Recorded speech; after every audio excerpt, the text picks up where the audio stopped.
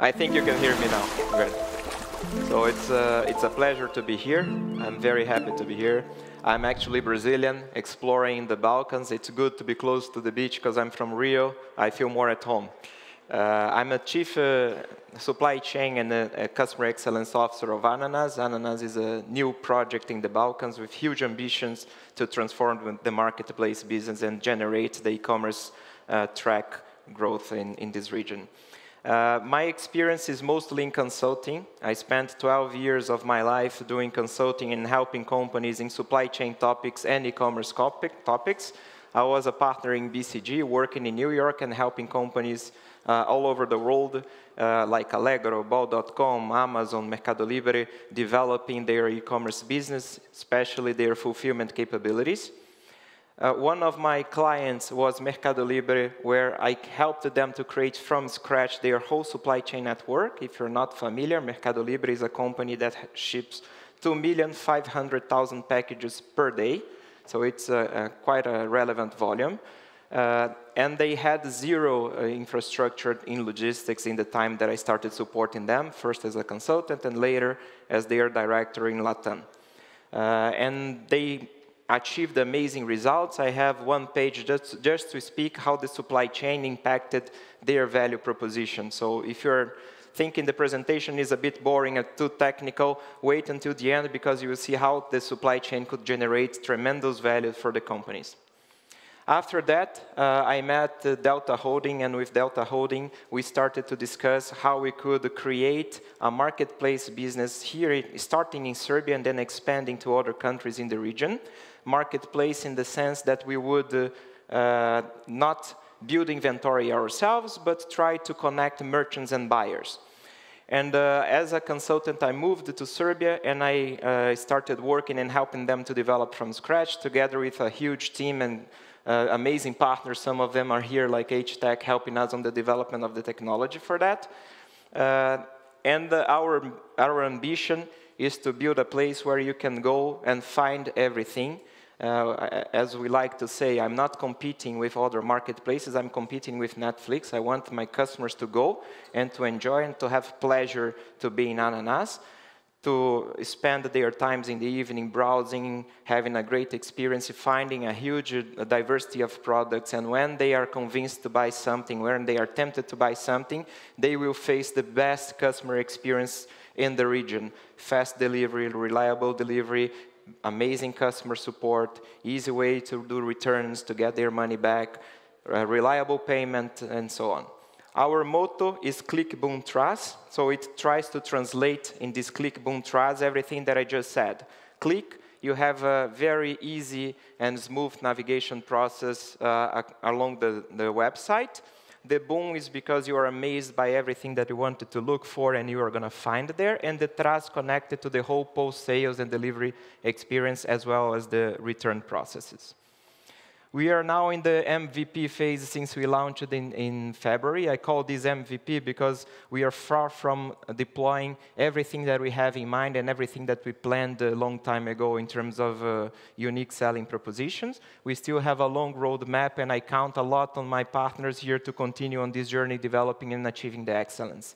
And very soon, for whoever never tried Ananas before, I would recommend you to try to face and to see what we're trying to bring to this market. Now, going to the point why I'm here, how supply chain can help e-commerce companies to succeed. I will start saying that every customer in the world are always expecting this from the logistics. They are always expecting these 5 dimensions to be touched somehow: availability, flexibility, reliability, the right offer, and the fast delivery.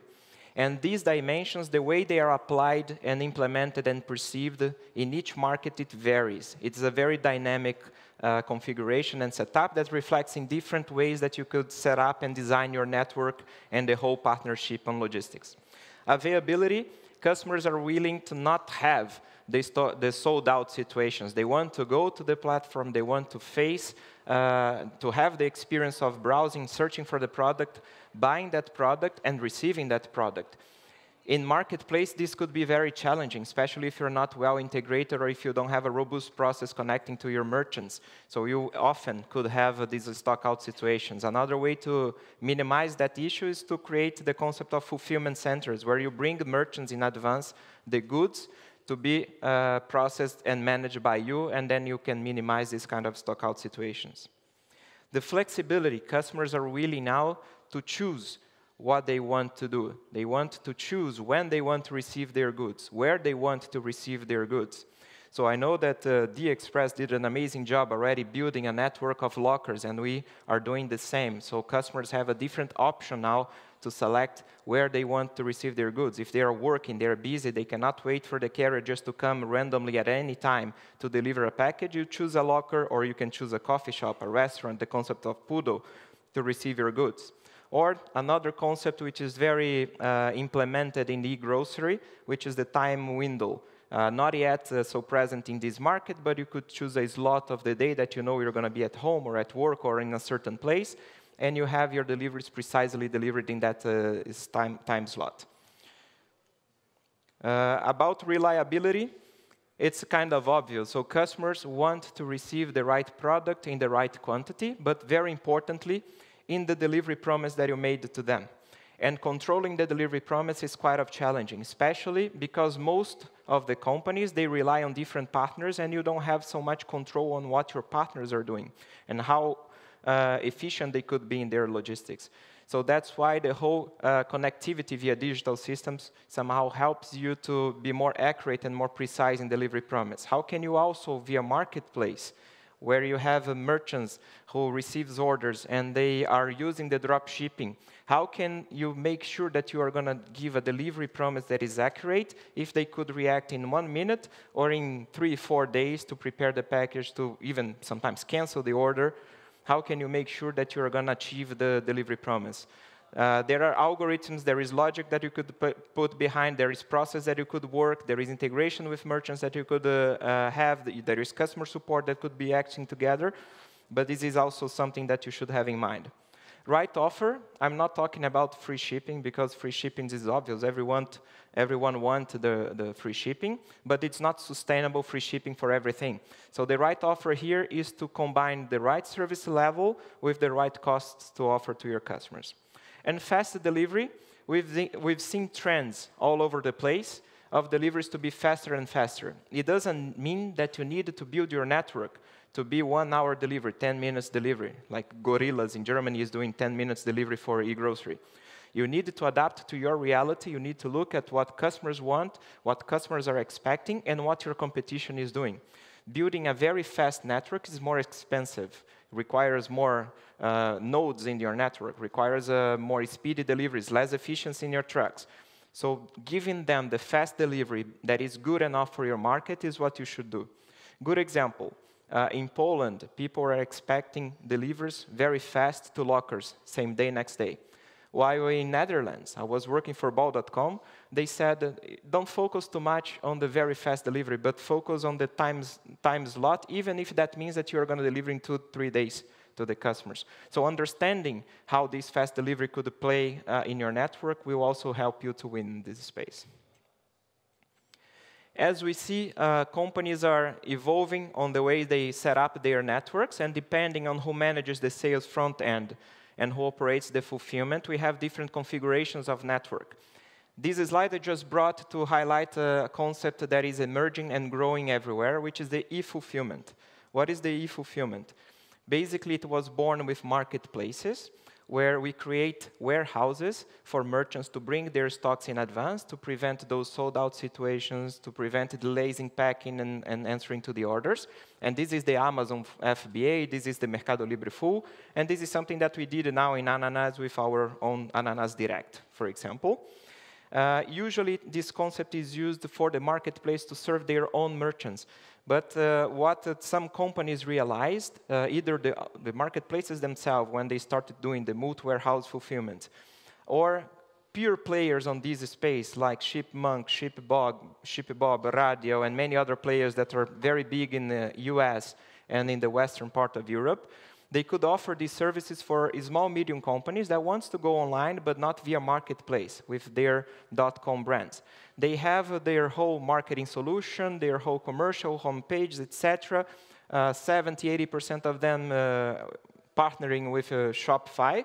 But on the logistics side, they were only plugging on the drop shipping with merchants and having higher costs and longer delivery time.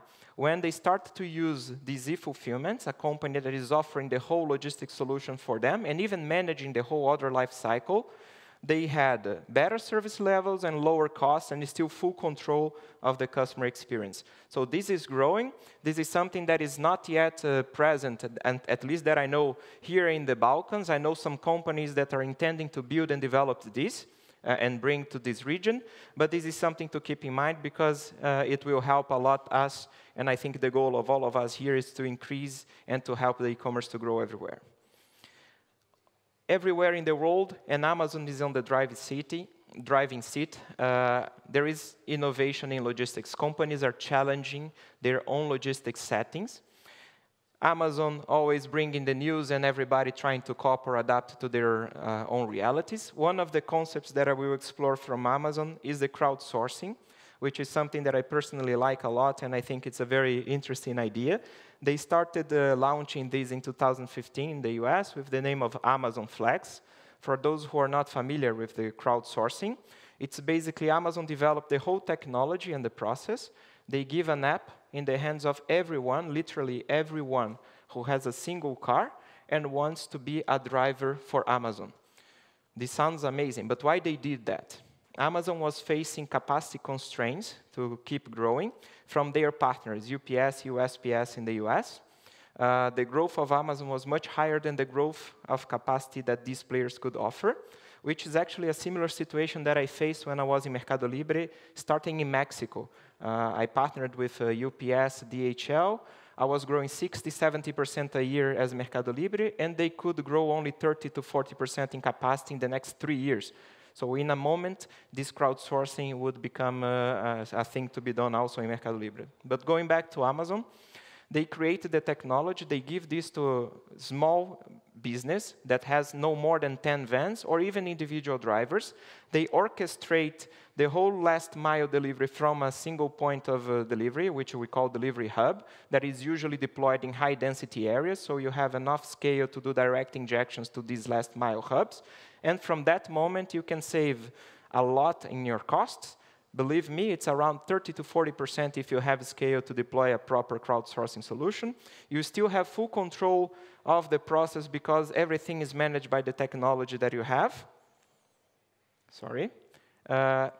And you still have the flexibility to offer a very good service level because every operation runs the way you want. You do the direct injections. You control when the drivers need to leave for the last mile delivery. You control the most productive and the less productive drivers, so you can even manage them, and some you kick out of your network.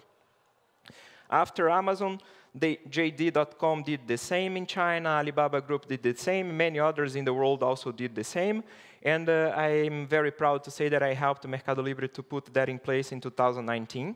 And here in the Balkans, in Ananas, we're already planting the seeds for that. We have the whole IT package implemented. We just don't have enough scale yet to start having our own delivery hubs and to start using the crowdsourcing as a source of capacity mitigation for us.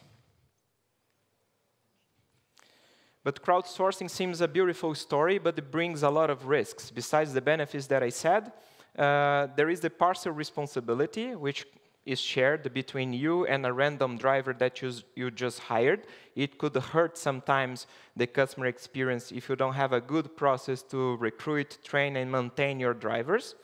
I had an experience that I had one driver using a complete suite to do deliveries, and another one that I was delivering with flip-flops, Bermudas, and T-shirts. So you can offer a very divergent, different customer experience if you don't control well your process. Of course, we were in the beginning of our journey and learning, and then we fixed all of that to a standard way of guaranteeing the services. And the other thing is the quality of the services, because you also do not control. if that guy is going to be reliable, if that guy is going to be responsive, etc. You control these on the post and not on the pre. And of course, with data, you can manage and you can adjust your operations, and this is going to be always the minority of that. So still on here, crowdsourcing is not done with a lot of investment in technology, which means that you should invest and you should build a high-level IT stack and also define very well the process to put that in place and to achieve all the benefits of the crowdsourcing. Now going to a more strategic view for retailers that wants to build their logistics network, and build their logistics means increase their control of the logistics network. That doesn't necessarily mean investing in assets in logistics, but means investing in controlling the processes. Most of the retailers and retailers in the world, they are investing heavily in building an asset-light model of operating the supply chain. There are 6 dimensions that you control, that you have to look at, and they vary market by market. Demand and supply concentration. If you have a concentration of merchants, sellers in one single place, and demand is spread, that will require a different configuration of your puzzle, which pieces, which nodes you're going to use and where. Competition landscape, for which service level you're going to have to design your network. Should you build a network that will serve your market in 1 day, 2 days, 10 minutes? It will actually affect the design of that. Task and fiscal implications, especially depending on markets. If you have cross-border, how can you think about that in a way that you will minimize the impact to customer if you're going to lose a lot of time in bureaucracy?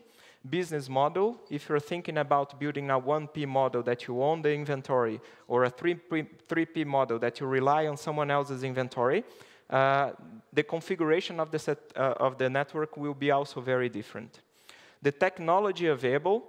So how capable is your company to develop their own technologies in their own business?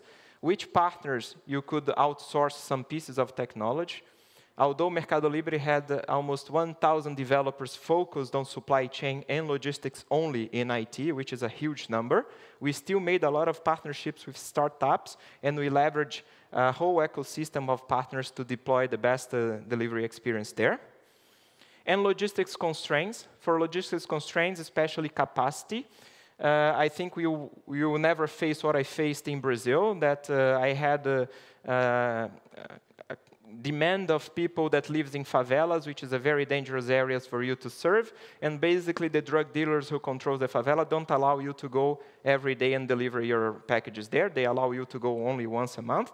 But how can you serve that market? What we basically did, I partnered with a company called Kangu, and we deployed a lot of pickup locations around the favelas, and from one day to the other, all the guys who are living in favelas and who are not willing to buy in Mercado Libre because they had to wait 1 month for the delivery to happen, they could go to a pickup point, get the packages, and even the drug dealers liked, because we were not bothering them and go inside the favela. I know this is not the reality of this market, but this is an example of some of the constraints that I faced, and that you're going to face different natures of constraints, and you have to be very flexible about it. And all of that influences the design of the network. This is not a recommended network for anyone. These are just pieces of the puzzle that you need to be very smart and think well when you're going to build your network. From store fulfillment, micro-fulfillment, regional nodes, central nodes, all of these are inventory nodes when you are advancing the stock to be closer to your demand and for different purposes. For example, here, when in Serbia, you can cross up or down the country in 3 hours. You don't need a lot of micro-fulfillments, regional fulfillments. You just put one single central node. And from this central node, you can serve the whole country and still guarantee the next day. You're not going to probably be able to do same-day delivery for key cities like Niš, Novi Sad, but you still reach the next day. Should we work on the same day? It's a question mark. We don't know if the market in Serbia is actually willing to pay for that, while the next day delivery is already a challenge for us to achieve there. I'll give some other examples. So regional node, it helped me to control and to manage capacity. Imagine that you have to serve Brazil and to deliver next day to the whole country. It's a huge country. You usually plug with airlines, and via airlines you can serve the whole country very fast. But some of the destinations, you have a huge capacity not available, or huge utilization of capacity, means that I would be fighting with other companies for the same airline capacity. So the solution for that was to deploy several regional nodes there. The other example is micro-fulfillment, which is usually a very common, or dark stores in the grocery environment, where you position no more than 5,000 SKUs to serve in 10 to 30 minutes your demand, and then you can create a huge impact in customer services. Amazon is doing this beyond grocery. I was living in New York, and I had the chance to buy and receive same day in Amazon a couple of times. Of course, things shifted from the micro-fulfillments from Amazon.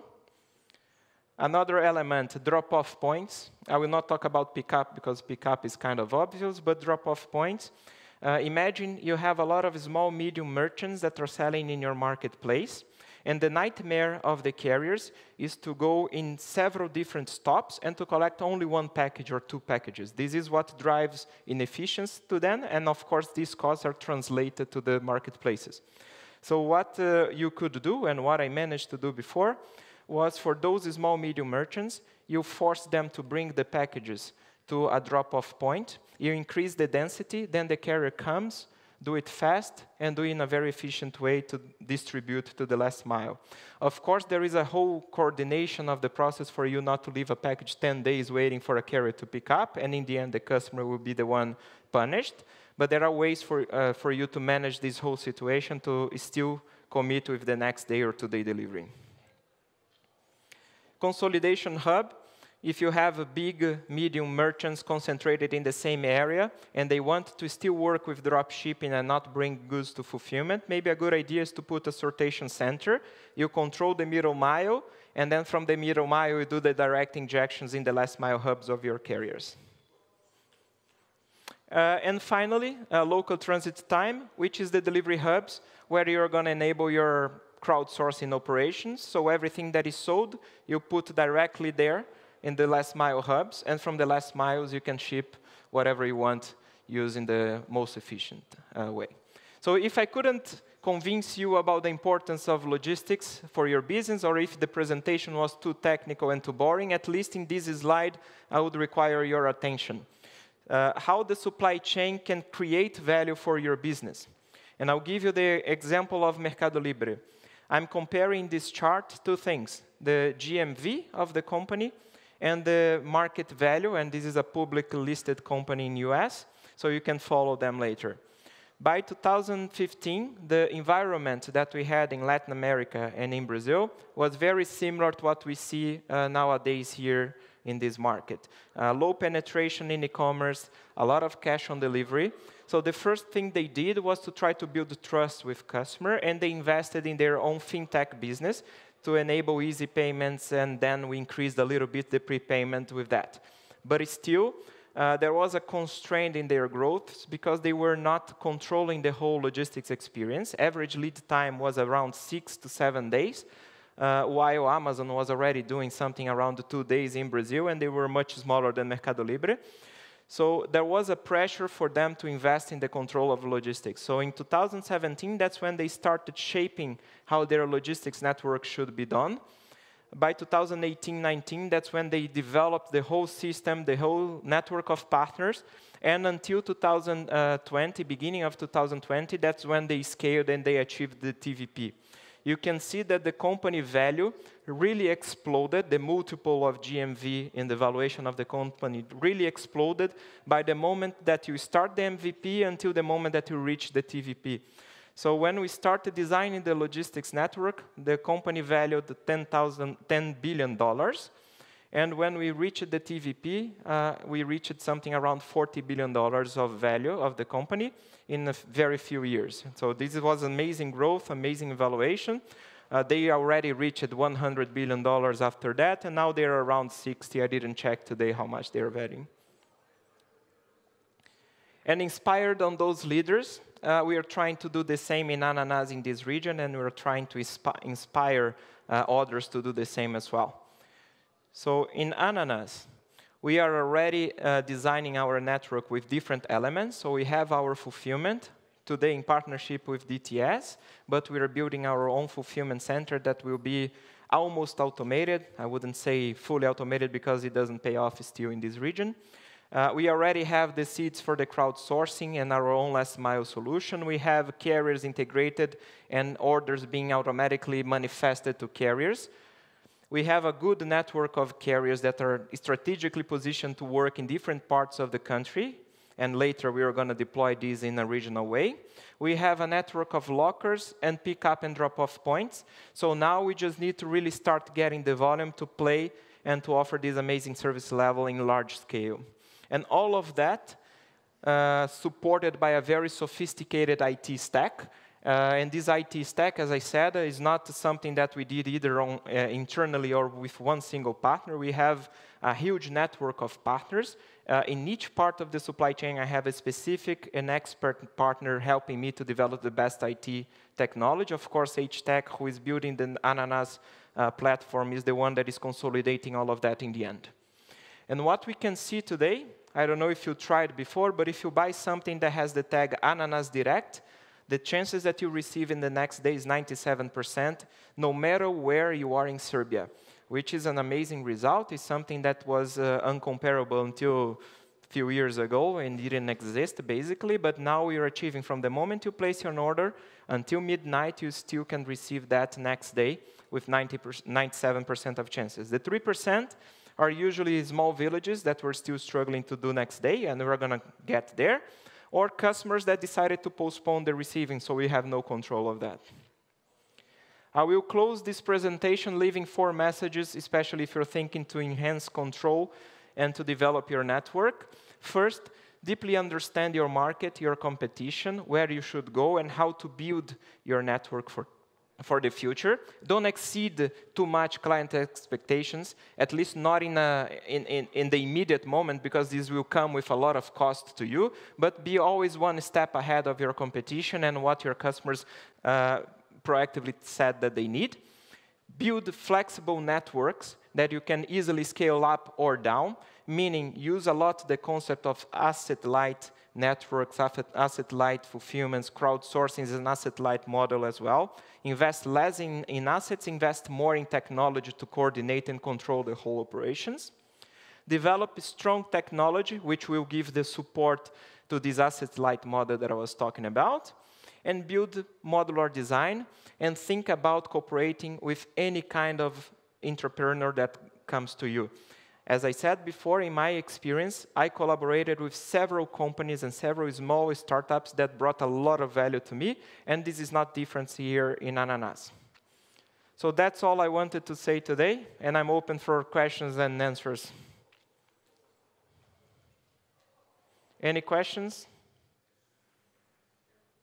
Okay. Was the only drop modules complicated? Like did they demand their share by controlling the territory, not allowing the delivery? Sorry, working with who? The drug cartels. So how it works in Brazil? Every drug cartel, they are not putting their faces in front of you, otherwise the police has to arrest them. So they have the community leaders. Someone in my team managing transportation had monthly meetings with these community leaders, which are in theory good people. And, and in these meetings, that's when we align. So I'm going to deliver on the day 25 of the month in the morning. So please, no police actions in that time, because my trucks will be going. No drug dealers attacking my trucks. And that's how we used to make the deals. Mostly for São Paulo and Rio. Those are the 2 cities where we had to go in that level. But when we started to populate the surroundings of the favelas with these pickup points, that's when the drug dealers actually stopped bothering us. And we actually created a demand for something that didn't exist before. And imagine millions of people that didn't even consider to buy online. Now they could have access to anything from anywhere in Brazil coming to very close to their doors. Was a quite interesting story. I have so many stories about Brazil, like bombs in airplanes and stuff like this, but it's for another topic. Any other? You mentioned the drug parallel before saying... Sorry, So you said that you drew a parallel between how it was before and you see the same symptoms here, right? So what are kind of the best practices, or let's say, obviously there's a learning curve as the market develops. So what can we kind of do differently so we avoid those pitfalls that maybe happen? Yeah. So the market was the same in terms of lack of trust. Customers don't understand, and talking about my reality of marketplace, maybe Shopster reality, Bazaar's reality, people don't understand very well the concept of marketplace. They are buying from me, but actually they are buying from a different merchant, so what it means exactly. Second, people don't trust that they're going to receive their goods on the right time, on the right moment. People don't trust that they can return something and get their money back. So building the trust takes time. We are not in a rush here. We are not in a rush to transform the behaviors of the customer from one day to the other. We think this is a long journey that I will not do alone. I need also my competition to do together with me. So when I see that the market has 3, 4 other competitors, I'm actually happy because we have so much low penetration that has so much space to increase, and we could all work together to educate the market and to get our piece of the cake on that. In terms of logistics itself, also merchants don't know the concept very well of marketplace, and they are learning together with us. So what we did, and we tried to do since the beginning here in Serbia, was to implement the fulfillment services. With fulfillment services, I get out of this bureaucratic and boring work from the hands of the merchants, and I control the full customer experience from the moment he places the order until the moment that we deliver the order to the customer. So I think this is the very first investment that we did that I would recommend anyone to do the same, because this is really delivering the best experience to the customers. The second thing is don't be dependent only on one carrier. We had a situation in Latin America of being dependent on the Correios, where sometimes they go on strike, sometimes they don't have capacity and you fail all your delivery promises. Sometimes they come to you and say there is a 30% increase in rates and you have nothing to do. So try to play. You cannot have 15 partners, but you shouldn't have only one. Try to play your network with different partners. Don't be dishonest with them. Tell you have different partners and that's it. Don't focus too much on cost, at least not in the beginning while you don't have so much scale. Focus more on service level, and in the long term, cost will come, especially when you start having enough volume to start playing with crowdsourcing.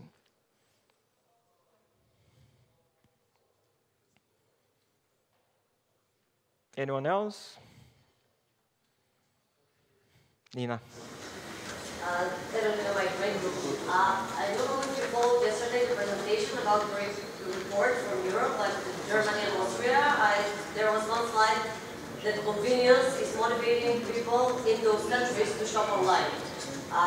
You have experience in Brazil and many other markets in this region, and you came to this region now. When do you think we are going to reach that convenience is going to motivate people? Because according to our studies in the region, Macedonia and other countries, convenience is not even in the 5 top on the list. It's always price, free delivery. So still the main motivators are price, especially not for Slovenia and Croatia maybe, because they have higher purchasing power. But what's your take and your opinion on when are we going to reach that convenience matters? Because you spoke a lot about fulfillment, how it matters. I completely agree that Ananas and other partners will change the market, sophisticate people, provide another experience. But I think we're still very far from that. Yes, we are still far. Although I said, 50 lockers spread in Serbia, more than 60 partners in Poodle, my orders that goes into this convenient element is still a fraction of what I wanted. This takes time, education. Depending on the market, like in Brazil, I reached convenience very fast because of the drug dealers, but it's a different environment. The education process is something that takes time. What is interesting, I ran 2 weeks ago focus groups here there in Serbia to understand with customers what they really want and would value in the marketplace. And what I learned is that this element of convenience, when was put in front of them, they do not talk proactively of things that they don't know. They are not so familiar. But when you put the concept in front of them, saying, if you buy online, you can choose the coffee shop besides your house to receive the package for you. So no one is going to be bothering you while you are at work. Or if you don't know where you're going to be, you're going to receive that, and you can go anytime you want to that coffee shop, which, by the way, you go very often, and just pick your package. They were amazed by this concept. So if we work together to educate customers about the possibilities that they could have, I think we can flip the behavior. But I don't expect Poodle lockers to have 50, 60% in the next 3 years. I'm doing math that I will reach 15, 20% of my total volume. Still, people here wants to receive in their goods at home. And we have to also find a way to keep the home delivery as smooth as possible. Like, I feel that I'm leading the driver to my home. Yeah. Now I'm at this cross, and now I see the building. Now this is it. I'm in Google Maps. They don't even use this.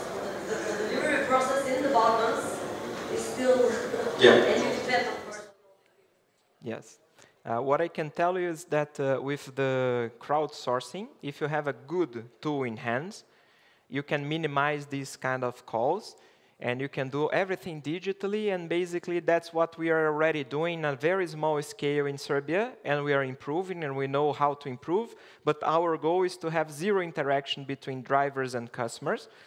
Everything done by the map. So you know what time he's going to come. The delivery instructions were sent in advance. If he cannot reach that destination, instead of talking to customer, he talks to the customer support. So we are trying to develop this kind of experience. Okay, thank you very much.